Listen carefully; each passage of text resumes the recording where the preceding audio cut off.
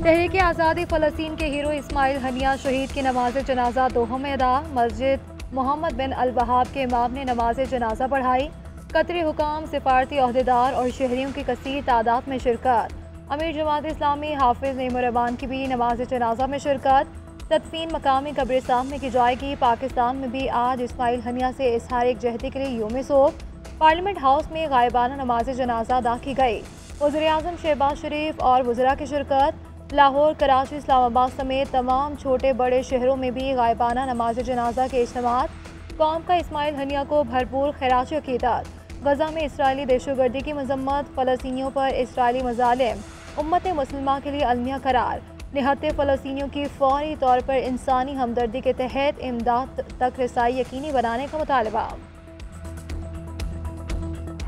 सहूनी रियासत 9 माह से कत्लेआम कर रही है और 40,000 से ज्यादा फलस्तीनी शहीद किए जा चुके हैं। बस्तियों की बस्तियां कब्रिस्तान बन चुकी हैं। हर तरफ बिखरा खून इंसानियत की रूह को झंझोड़ रहा है और पुकार पुकार कर पूछ रहा है कि कब इंसाफ होगा, कब ये जुल्म ज्यादती की दास्तान खत्म होगी। और तारीख इन कुर्बानियों को हमेशा सुनहरी हरूफ में याद रखेगी।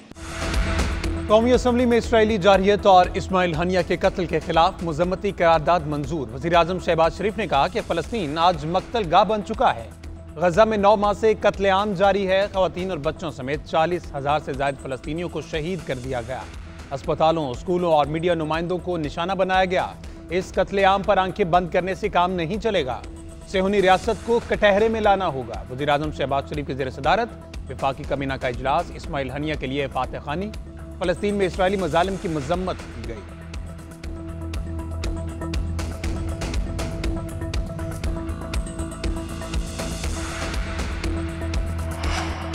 करारदादों से फ़लस्तीन कभी आज़ाद नहीं होगा। इसराइली बर्बरियत के हवाले से मुस्लिम दुनिया को कुछ करना होगा।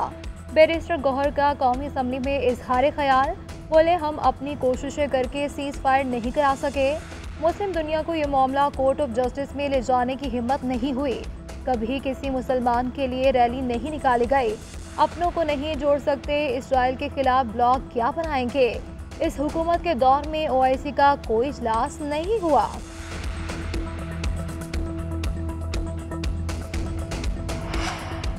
जो मुल्क इसराइल की पोस्ट पर खड़े हैं वो इंसानी हकूक के दावेदार हैं। हमें ताने देने वाले बताएं, इसराइल कौन सा पासदारी कर रहा है। इस्माइल हनिया के कत्ल की जितनी भी मजम्मत की जाए कम है। जब तक हम मुआशी तौर पर ताकतवर नहीं होते कुछ नहीं कर सकते। साबिक वज़ीर-ए-आज़म राजा परवेज़ अशरफ का कौमी असम्बली में इज़हार ख्याल। कहा, वज़ीर-ए-आज़म खुदा के लिए कोई डायलॉग ओपन करें, मुल्क को बचाएं, आए सबसे पहले अपने घर को ठीक करें। महमूद अचकज़ई बोले, आज हमने बेज़रर करारदाद पेश की।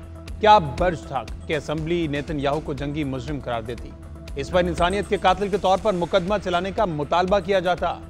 पाकिस्तान अक़वाम मुत्तहिदा में जाए और बदमाश रियासत को कटहरे में लाने की कोशिश करे।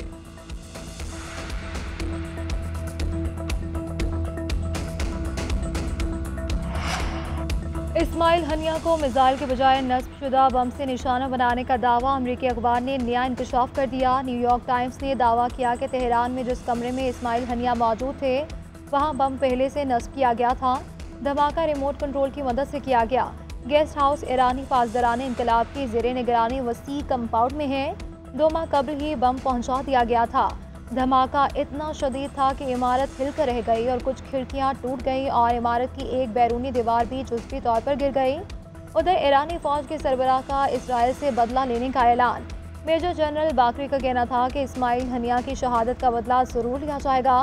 कई इक़दाम किए जाने चाहिए। इसराइल को पछताना पड़ेगा।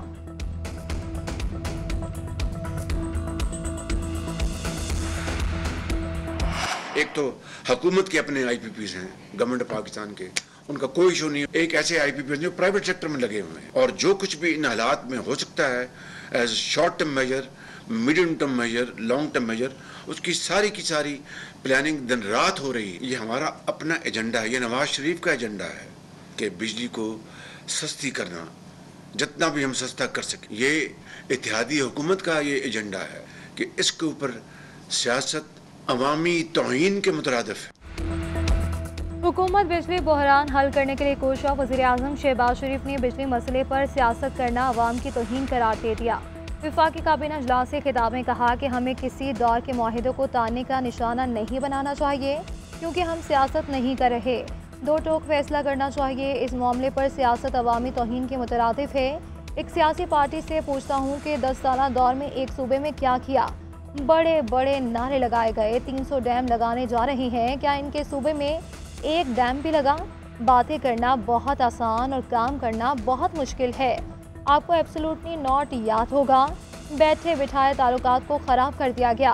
हम दोस्त ममालिक से ताल्लुकात बहाल करने के लिए आज भी कोशिशें कर रहे हैं। वज़ीर आला सिंध ने महंगी बिजली का हल पेश कर दिया। मुराद अली शाह कहते हैं गैस सिंध हुकूमत को दे दें, पावर प्लांट खुद लगाएंगे। थर का कोयला पूरे मुल्क की बिजली की जरूरत पूरी कर सकता है। आइन में लिखा है जिस सूबे से गैस निकले उसे पहली तरजीह दी जाए। सूबे को गैस की फराहमी पहली तरजीह होनी चाहिए। जब माइंडसेट ये होगा कि आज छोड़ो कल देखेंगे तो मसाइल कैसे हल होंगे? मसाइल हैं मगर हम कभी हार नहीं मानेंगे। दहशतगर्दी को शिकस्त दी, कराची से दीगर जराइम का भी मुकम्मल खात्मा करेंगे।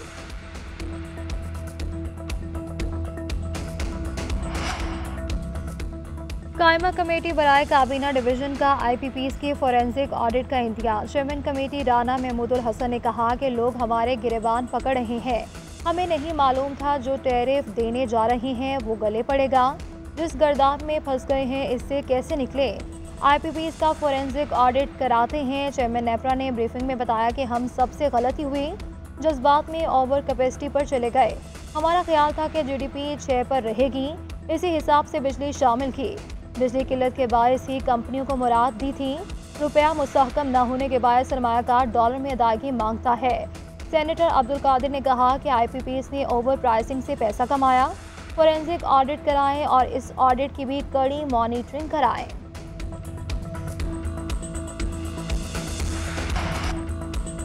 महमूद खान अचकजई ने बानी PTI की जानिब से एस्टेब्लिशमेंट के साथ मुज़ाकरात से इनकार कर दिया। वफाकी वज़ीर ख्वाजा आसिफ का दावा पोस्ट किया कि मैंने कहा था कि मेरी दानिश में ये मुमकिन नहीं।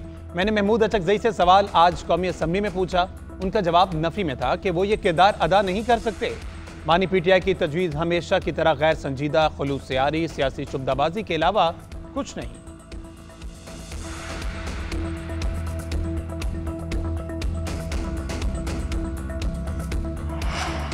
PTI रहनुमाओं पर दर्ज तमाम मुकदमा झूठे और भोंडे हैं। मुकदमात का दारोमदार इस बात पर है कि पुलिस के 3 एहलकारों ने पेश बदल कर साजिश सुनी।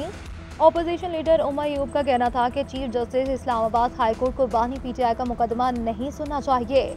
डॉक्टर यास्मीन राशिद अलील हैं। आलिया हमजा को झूठे केसेस में शामिल करने का अमल हो रहा है। सदर आसिफ अली जरदारी और वज़ीर आला सिंध पर भी तनकीद, कहा कि इनका फ्रॉड पूरी दुनिया ने देख लिया है।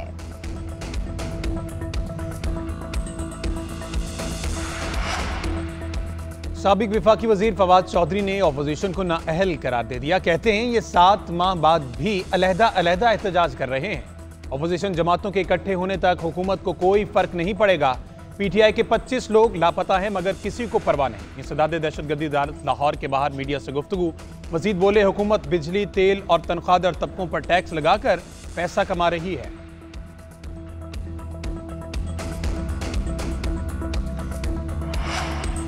टीका एक्ट में गिरफ्तार PTI media coordinator Ahmad Janjua को जमानत मिल गई। इंसदाद दहशतगर्दी अदालत का 50,000 के मुचलके जमा करवाने का हुक्म।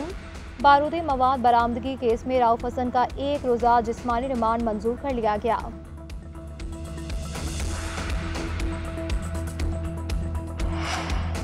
इस्लामाबाद हाई कोर्ट का शहबाज गिल के भाई को 6 अगस्त तक बाजियाब करने का हुक्म। ऑर्डर वज़ीर आज़म शहबाज शरीफ के सामने रखने का हुक्म। सरकारी वकील ने मौक़िफ़ इख्तियार किया कि इदारों की रिपोर्ट्स के मुताबिक मुग़वी उनकी हिरासत में नहीं। जस्टिस मियां गुलशन औरंगजेब ने रिमार्क्स दिए कि पहले SHO को बंदा उठाने का कहा जाता था, अब हुकूमत खुद पॉलिसी के मुताबिक ये करती है। चीफ कमिश्नर और IG इस्लामाबाद क्या कर लेंगे? हमने उनके खिलाफ ही ऑर्डर करने हैं। उनकी इतनी मोटी खाल है कि हमारी बातों से कोई फ़र्क नहीं पड़ता। सरकारी वकील से मुकालमा करते हुए कहा, सख्त ऑर्डर करें तो जजेस के खिलाफ कार्रवाई शुरू हो जाती है। मेरे चैम्बर में आ जाएं, अपनी डिग्री दिखा दूं कि असली है। अदालती ऑर्डर पर वज़ीर आज़म के प्रिंसिपल सेक्रेटरी तक पहुंचाएं। ऑर्डर की कॉपी अटॉर्नी जनरल को भी भिजवाएं।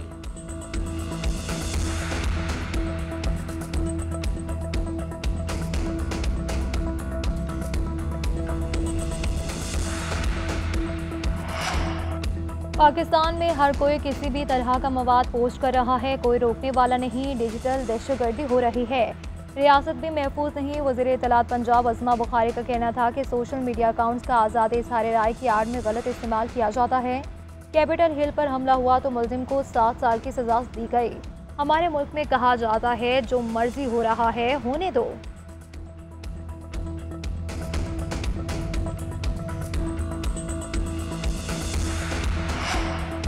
मुल्क में मानसून का एक और अलर्ट जारी। ताकतवर हवाओं का सिलसिला राजस्थान और बहेरा अरब से सिंध पर असरअंदाज। कल से 6 अगस्त तक कराची में तेज हवाओं के साथ बारिश का इम्कान। कराची में चंद मकामात पर मूसलाधार बारिश की पेशगोई। अंदरूनी सिंध भी बादल बरसेंगे। पंजाब में सुबह सवेरे बारिश। नशेबी इलाके ज़ेर-ए-आब। राजनपुर में तेज बारिशों के बायस 6 अगस्त तक नदी नालों में तुग़यानी का खदशा।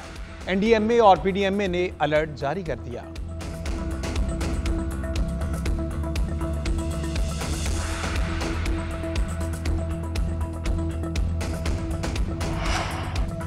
वज़ीर-ए-आला पंजाब मरियम नवाज का शदीद बारिशों के दौरान जानी और माली नुकसानात पर इजहार अफसोस। करंट लगने और छतें गिरने से अमवात पर शदीद दुख का इजहार। मरियम नवाज ने सोगवारान खानदानों से इजहार ताज़ियत किया। कहा कि छतें गिरने से जख्मी होने वाले अफराद को बेहतरीन तिब्बी सहूलियात फराहम की जाएं।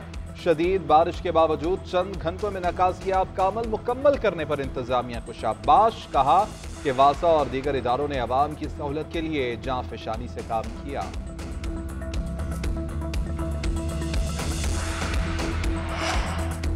रावलपिंडी में जमात इस्लामी के महंगी बिजली के खिलाफ धरने का 8वां रोज हुकूमत को मुतालबात की मंजूरी के लिए 2 दिन का अल्टीमेटम दे दिया। लियाकत बलोच का कहना था कि हमारा एजेंडा ज़ाती नहीं अवामी एजेंडा है। निजी और सरकारी मुलाजमीन की तनख्वाहों पर टैक्स कबूल नहीं है। IPPs का फोरेंसिक ऑडिट कराया जाए।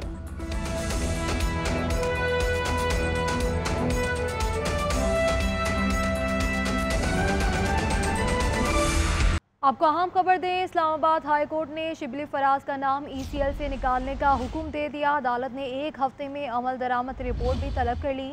केस की समाअत जस्टिस तारिक महमूद जहांगीरी ने की।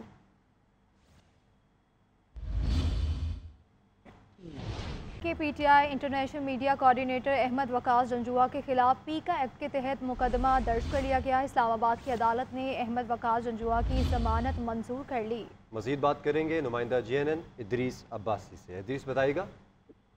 जी देखें, PTI international media coordinator Ahmad Waqas Janjua की जमानत जो है वो पीका एक्ट के तहत दर्ज मुकदमे में 50,000 रुपये मुसलकों के एवज मंजूर कर ली गई है। ड्यूटी मजिस्ट्रेट अब्बास शाह ने जो है वो वकला के दलाल मुकम्मल होने के बाद जो है वो फैसला सुनाते हुए वकास जंजुआ की 50,000 रुपये मुसलकों के एवज जो है वो जमानत मंजूर की है। याद रहे कि इसी मुकदमे में गुज़िश्ता रोज शऊफ हसन और दीगर मुलजिमान की जो है वो 50,000 रुपये मुसलकों के एवज जमानत मंजूर हुई थी, जिसके बाद अदालत ने आज वकास अहमद जंजुआ की भी इस मुकदमे में 50,000 रुपये मुसलकों के एवज जमानत मंजूर करते हुए फौरी रिहा करने का हुक्म दिया है। तहम अहमद वकास जंजुआ दहशतगर्दी के मुकदमे में जेर हिरासत होने के बाइस रिहा जो है वो नहीं हो सकेंगे, लेकिन अदालत ने इस केस में जी इदरीस अब्बासी सवारी साहब अपडेट कर रहे थे। आपका बहुत शुक्रिया।